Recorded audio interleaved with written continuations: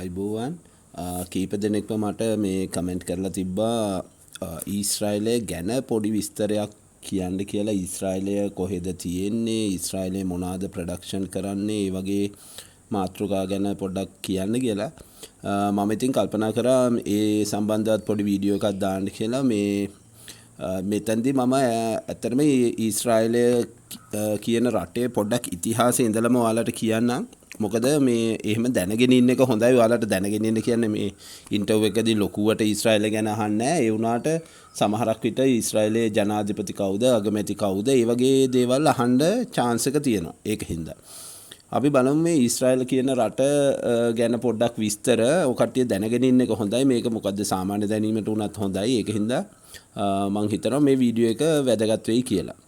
මේ ඊශ්‍රායල් කියන වචනය ඇත්තටම ක්‍රිස්තුපුර දෙවන සහස්‍ර වර්ෂයේ වගේ ඉඳලම තියෙන වචනයක්. ඊශ්‍රායල් කියන එක මේ මිසර පුරාණ ග්‍රන්ථවල සඳහන් වුණා කියලා කියනවා. ක්‍රිස්තුපුර දෙවන සහස්‍රය කියන අවුරුදු 2000කට විතර කලින් ක්‍රිස්තුස් වහන්සේ ඉපදෙන්න. එතකොට ක්‍රිස්තුපූර්ව 1300ත් 1100ත් අතර හිටපු ඒ කියන්නේ මේ පලස්තීනය කියන රටේ, ඒ කියන්නේ පලස්තීන කියන රාජ්‍යයේ කඳුකර ප්‍රදේශවල ජීවත් වෙච්ච ජනතාව හැඳින්වීමට තමයි මේ ඊශ්‍රායල් කියන වචනේ පාවිච්චි කරා කියලා කියන්නේ. ඒ කියන්නේ මේ පලස්තීනය යේ කඳුකර ප්‍රදේශවල හිටපු ඒ ජනතාව, ඒ කියන්නේ ඒ ජනාවාස වෙලා හිටපු මිනිස්සු හඳුන්වන්න තමයි එතකොට මේ ඊශ්‍රායල් කියන වචනේ පාවිච්චි කරලා තියෙන්නේ.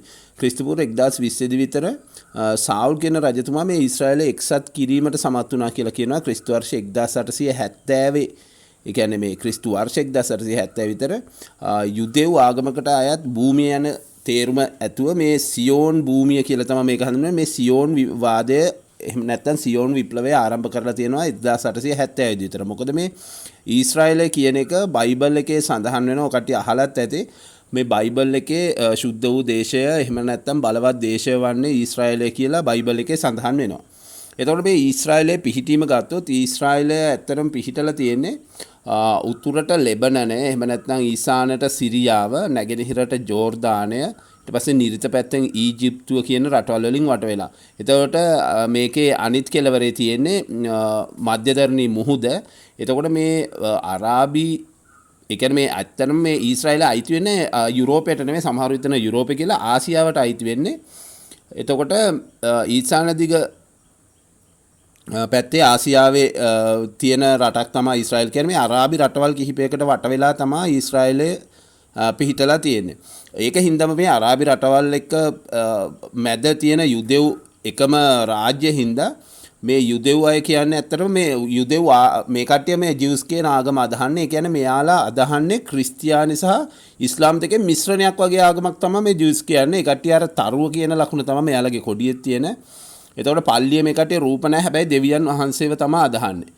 එතකොට මේ ඊශ්‍රායලය වට වෙලා තියෙන අරාබි රටවල් වලින් හින්දා මේ ඒ කට්ටියගේ මේ බිමට, එහෙම නැත්නම් මේ ඊශ්‍රායලය පිහිටලා තියෙන මේ පලස්තීනයේ අයිති ප්‍රදේශ තමයි මේ 1947 දී වගේ කොටස් වෙන් කරලා ඉවරලා මේ ඊශ්‍රායල කියන රට පිහිටවලා තියෙන්නේ බ්‍රිතාන්‍ය මැදිහත් වීමෙන්. ඒ කියන්නේ එක්සත් ජාතීන්ගේ සංවිධානය 1948 මැයි මාසේ 14 වෙනිදා තමයි ඊශ්‍රායලයේ නිදහස් දේශයක් කියලා ප්‍රකාශයට පත් කරේ. කියන්නේ ශ්‍රී ලංකාව නිදහස් ලැබුවේ 48 පෙබරවාරි 4නේ.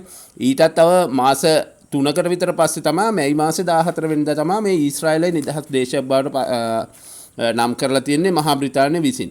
එතකොට මේ අරාබි රටවල් අතරමැද පිහිටන හින්දාම මේ නොයෙක් යුද්ධ ගැටුම් මේ ඊශ්‍රායලයේ ඇති කරගත්තා. හේතුව තමයි මෙයාලට මේ ඊශ්‍රායල් ජනතාව, මේ යුදෙව් ජනතාවක් ලෝකෙ හිටියට එයාලට බීම් ප්‍රදේශයක් ඉස්සෙල්ලා තිබ්බේ නැහැ.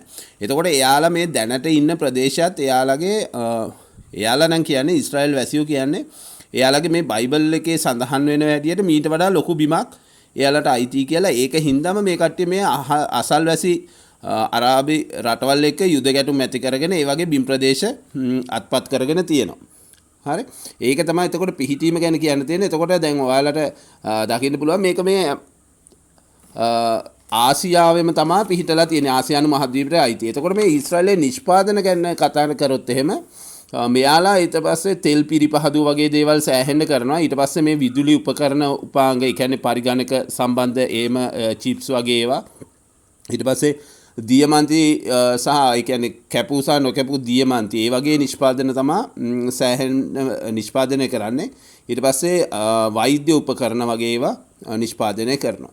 එතකොට මේවා තමයි ප්‍රධාන. එතකොට මේ වගේ ගැනුම්කාරවෝ ඉන්න ඇමරිකාව, චීනය, අයර්ලන්තය, ජර්මනිය සහ හොන්කොන් කියන රටවල් වලට තමයි වැඩිපුරම මේ භාණ්ඩ කට්ටිය අලෙවි කරන්නේ. රසායනික ද්‍රව්‍ය, ප්ලාස්ටික්, ඊට පස්සේ හෝටල් ක්ෂේත්‍රයේ උපකරණ, දැන් අර කට්ලරිස් කියන්නේ ඔය හැඳි ගෑරුප්පු වගේ ඒ හුඟක් ඒවා මේ ප්‍රොඩක්ට් කරන්නේ ඊශ්‍රායෙල් වලින්.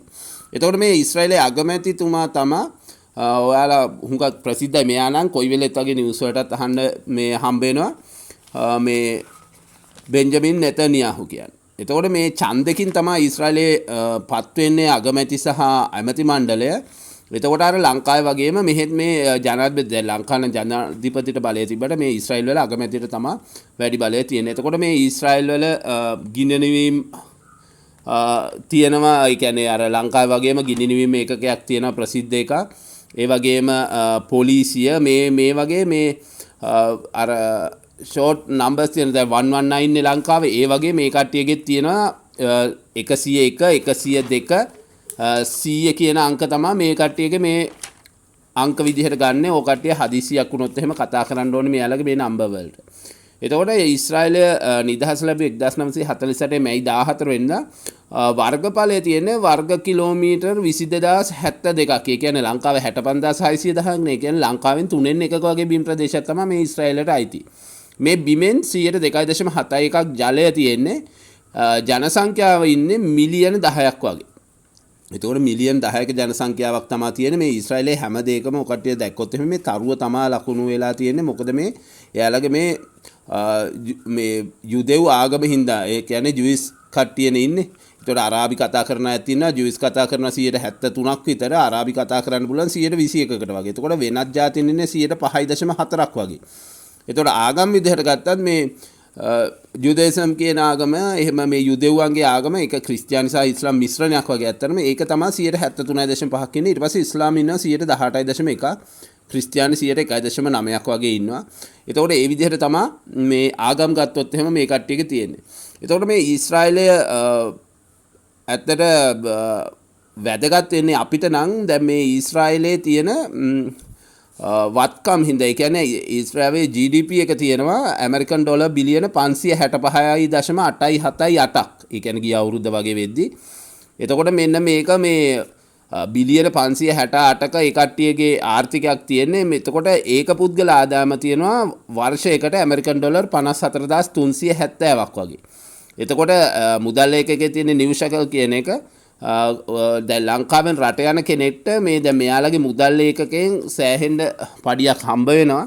එතකොට සාමාන්‍ය ලංකාවේ මුදලේ ලක්ෂ 7ක් වගේ පඩියක් හම්බ වෙනවා. ඉතින් ඔයාලගේ ඊශ්‍රායල් ගමන සාර්ථක වෙන්න කියලා මම ප්‍රාර්ථනා කරනවා. ස්තුතියි.